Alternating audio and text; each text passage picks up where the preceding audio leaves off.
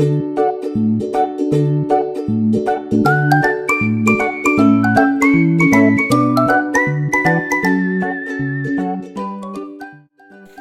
everyone, my name is AIDA KHAYRIN BINTU Muhammad ZAFAREKH. My matric number is 066731. Here have two types of company within out, which are voluntary within out and compulsory within out. For our group, we choose the compulsory company within out. Compulsory company within out is when a court orders a company to close down instead of the company's owner deciding to do so. This usually happens because the company cannot pay its debt or has broken important laws or rules. Creditors, shareholders, or regulators ask the court to within out the company. After the court agrees, a liquidator is appointed to handle the process. The liquidator's job is to sell the company's asset and use the money to pay off its debts. Any leftover money is then given to the shareholders. This process helps solve the company's financial or legal problems and provide closure for everyone involved. I think that's all for me. Thank you. Bye. Hello everyone, my name is NURIN ZAINUDDin. I will continue the presentation with the reason for compulsory winding up of a company. We will focus on three key reasons, which are inability to pay debt, fraud or misconduct, and non-compliance with court order. The first reason is inability to pay debt. A company is considered unable to pay debt when it cannot meet financial obligation as they fall due. The process of winding up a company due to inability to pay debt usually begins with a creditor filing a petition to the court. A liquidator is appointed to handle the company affair, ensuring that assets are distributed to satisfy the creditor claim. Next, the second reason for compulsory winding up is fraud or misconduct. This involves illegal or unethical behavior by the company director or officer that can harm creditor, shareholder, or the public.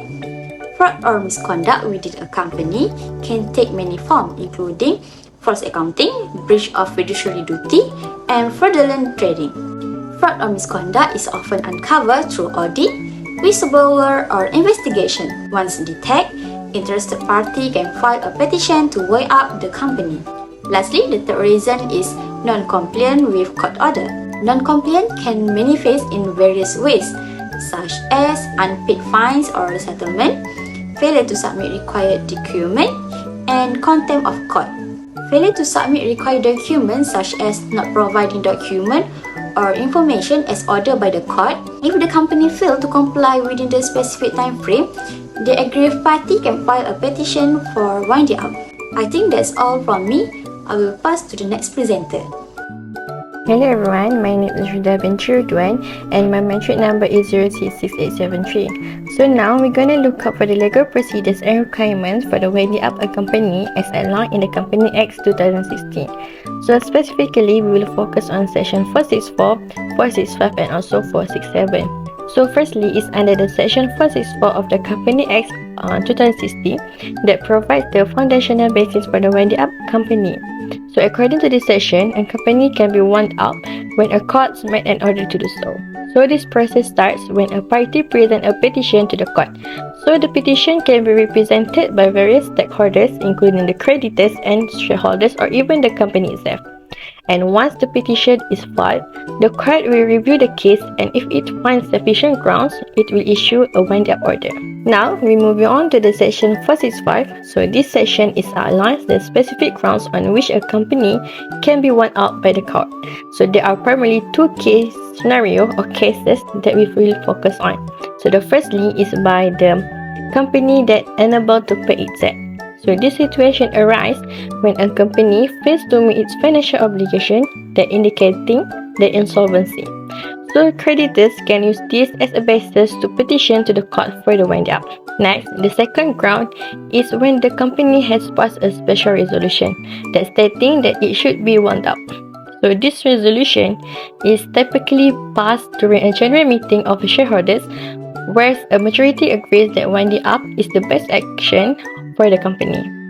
Finally, for the section 467, which is addresses the commencement of the winding up process. So according to this section, the winding up process officially begins on the date when the court issued the wind up order. So this means that the company affairs, assets and also the liabilities are now subject to the court supervision. And this appointed liquidator takes the control of the company to ensure an orderly dissolution. In conclusion, this section provides a clear legal framework for the wind up a company. So the process begins with a petition to the court, can be based on the company's inability to pay its debts or a special resolution, and officially starts on the date of the court issue the wind up order. So that's all for the company legal procedure and requirements.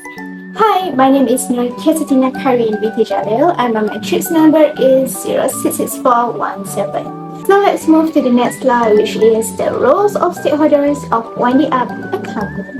So the first one is creditors. When a company cannot pay its debts, creditors can ask the court to close the company down, which is known as filing a winding up petition. If the court agrees, the company will be officially closed and its assets will be sold to pay off its debts.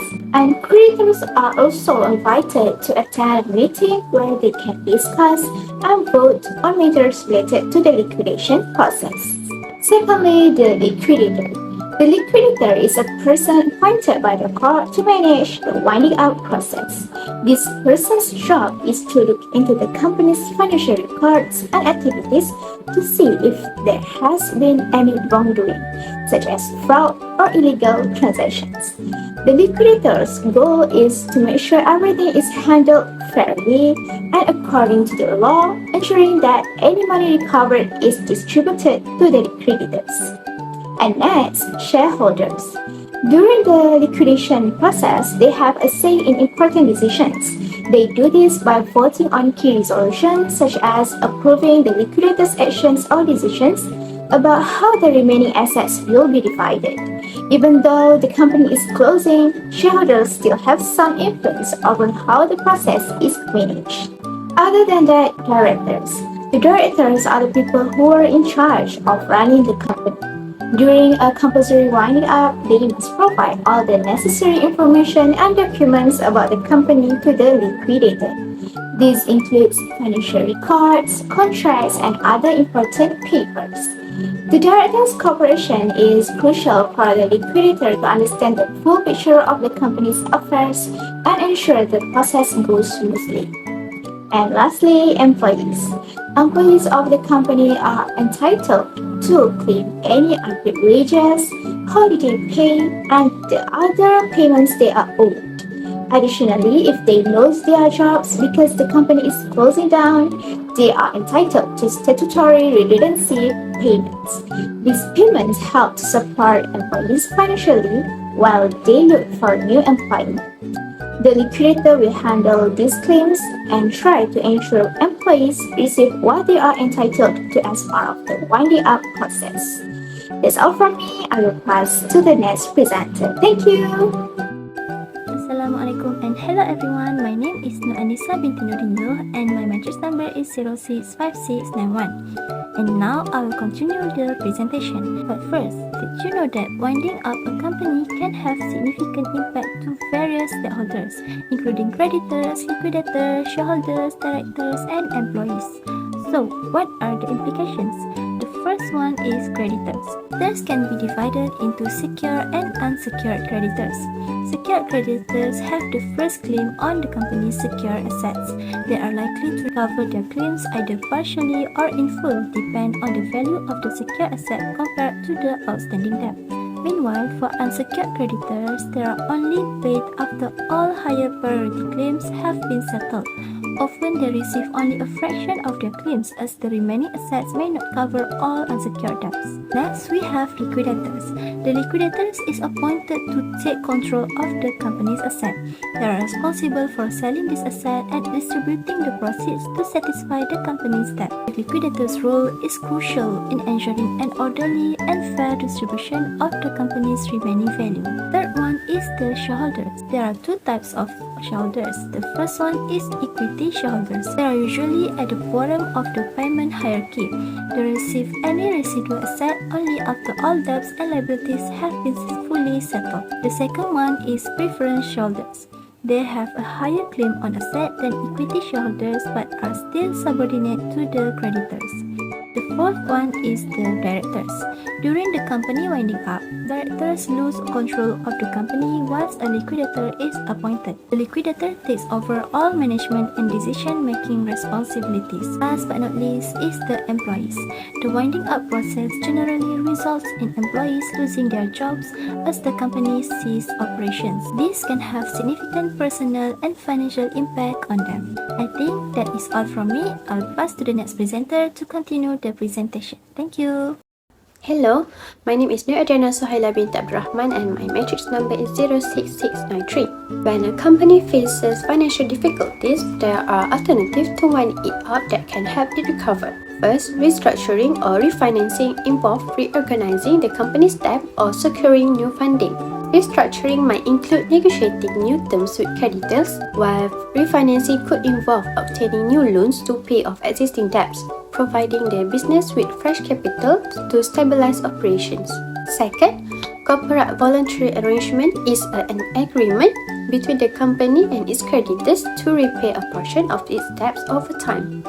This allows the company to continue trading while addressing its financial obligations. Lastly, receivership is when a receiver is appointed to take control of the company's asset. This typically happens at the request of secured creditors and aims to recover funds owed to them. While this can lead to asset sales, it doesn't necessarily mean the end of the business.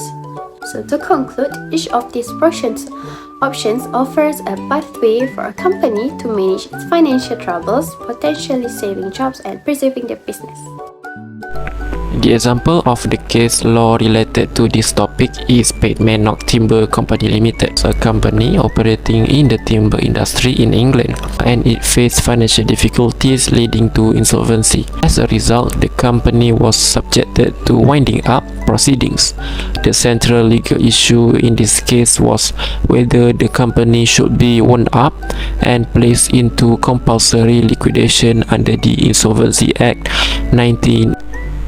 The High Court judge decided in favor of winding up Padmanock Timber Company Limited after evaluating the facts and the case circumstances.